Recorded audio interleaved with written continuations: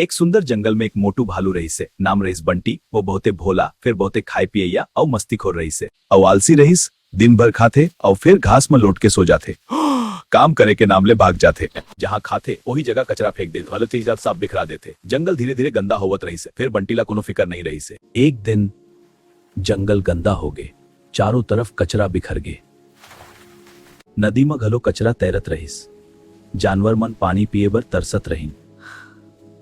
खरहा फिसल गए, चिड़ई मन बैठे बर साफ जगह नहीं मिल, सब जानवर परेशान हो। जंगल अब सुंदर नहीं, गंदा दिखत रहीस। ए बंटी, ते कचरा मत फेंकना, देख सब झनला दिक्कत होवते, जंगल गंदा हो जाई। फिर बंटी ला अभी घलो समझ नहीं आए। बंटी कचरा यहाँ नहीं फेंके। बंटी हंस के कहीस। फिर ओकर दोस्त मन चिंतित हो गई थे। तभी जोरदार पानी बरसे, सारा कचरा बह के नदी में भर गए। पानी जाम हो गए, नदी उफान मार दिस और बंटी के घर में पानी घुस गए। बंटी घबरा के उठिस, अरे ये क्या हो गए? बंटी डर गए, चारों तरफ पानी और गंदगी देखिस।